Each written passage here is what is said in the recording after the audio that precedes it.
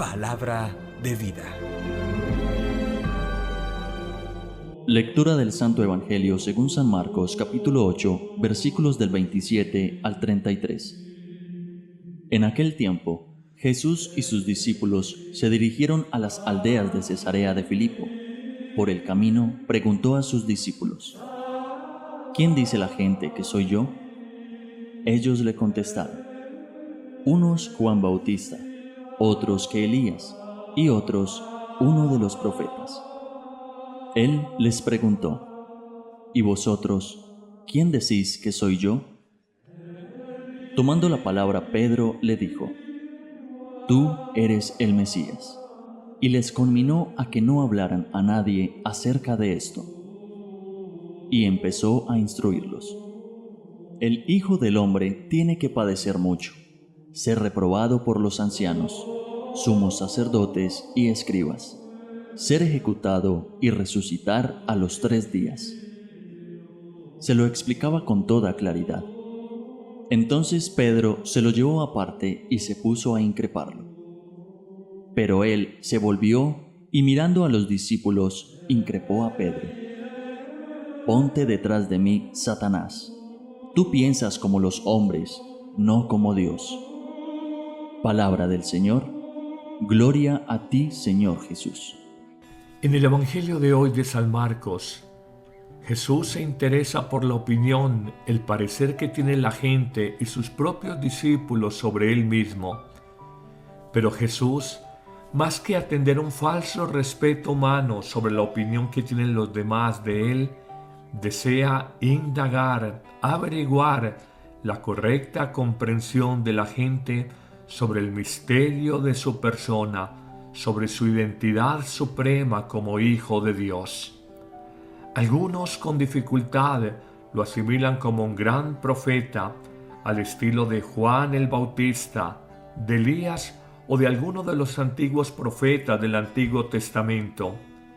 Pero es solo el apóstol Pedro que reconoce la grandeza y la verdadera identidad de Jesús al decir claramente: Tú eres el Hijo de Dios, tú eres el Mesías, tú eres el verdadero ungido y enviado del Dios de la vida, tú eres el gran liberador del pueblo y del mundo, el pueblo de Israel. Esta afirmación de fe mesiánica le granjeará a Pedro la admiración de todos los discípulos, pero también Jesús quiere aclarar que su mesianismo, a la manera como lo entendían los judíos de su tiempo, un líder político, social y, si se quiere, militar, con una tarea fundamentalmente liberadora y guerrerista, esa no es la misión de Jesús.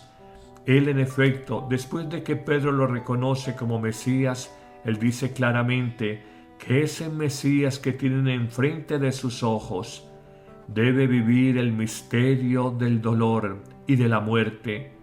Tiene que padecer mucho, ser reprobado por los ancianos y sumos sacerdotes y escribas, la institución religiosa de su tiempo, ser ejecutado en la cruz y solo al 3er día resucitar.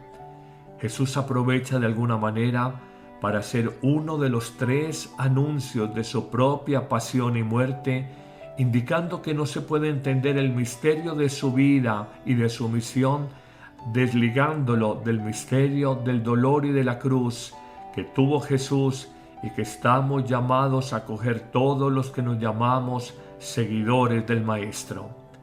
Pero quizás lo más impresionante del Evangelio de hoy es que, si bien Pedro, con un momento de luz interior, de luz espiritual, había reconocido a Jesús como Mesías, ahora se escandaliza, ahora siente temor, ahora no entiende que Jesús tenga que padecer y sufrir como le está anunciando. Y le dice: eso no te puede pasar, Señor, eso no puede ocurrir en tu vida.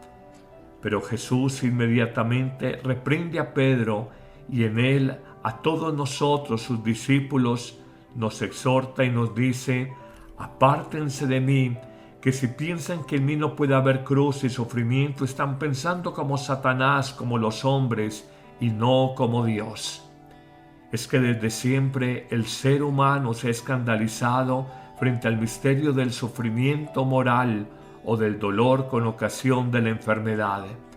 Buscamos por todos los medios, la tecnología, los avances de la medicina, las pastillas para la depresión, la ansiedad y los nervios. Buscamos atacar cualquier forma de perturbación o de dolor en nuestra vida.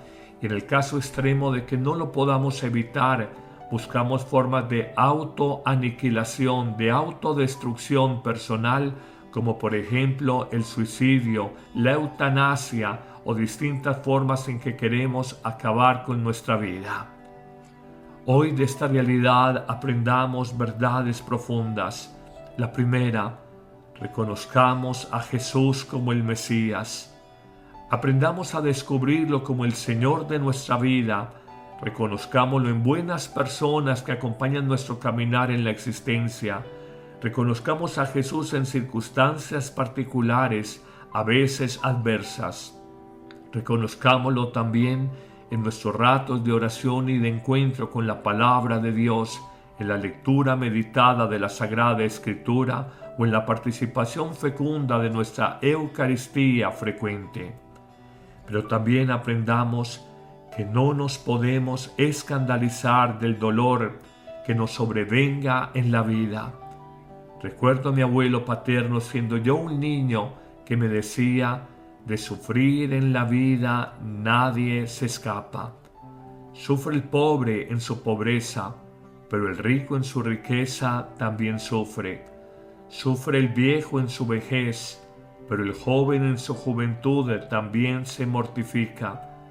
Sufre la soltera en su soltería, pero la casada en su matrimonio igualmente sufre. De distintas maneras, la sociedad que hemos construido en la posmodernidad, la sociedad del bienestar, del confort, del placer, nos escandaliza hoy más que nunca cualquier experiencia de sacrificio, de exigencia, de incomodidad o de dolor mínimo en nuestra vida. Y repetimos, queremos pastillitas para paliar todo sufrimiento. El ser cristianos y nuestra fe nos ilumina para que no nos escandalicemos, no nos desanimemos y no nos acobardemos frente a cualquier expresión de cruz o de dolor en la vida. Finalmente concluyamos diciendo que hay que mirar la cruz no como la miran los hombres, como la miró el apóstol Pedro, que se escandalizó de que Jesús pudiera sufrir.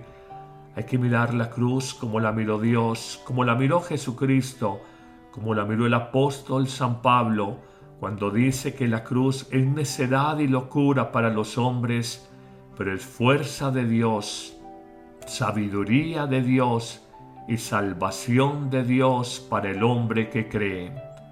Señor, ayúdame, sin caer ni mucho menos en masoquismos estériles y absurdos, ayúdame a asumir mis pequeñas cruces de cada día, mis pequeños dolores y mortificaciones cotidianas, y entender que en ellas hay un camino de santificación personal. Como decía la mística española Santa Teresa de Jesús, en la cruz está la vida y el consuelo, y un camino seguro para el cielo. Que el buen Dios te bendiga abundantemente en este día, en el nombre del Padre, y del Hijo, y del Espíritu Santo. Amén. Sintonízanos en tu móvil o tablet buscándonos en Google como Amén Radio.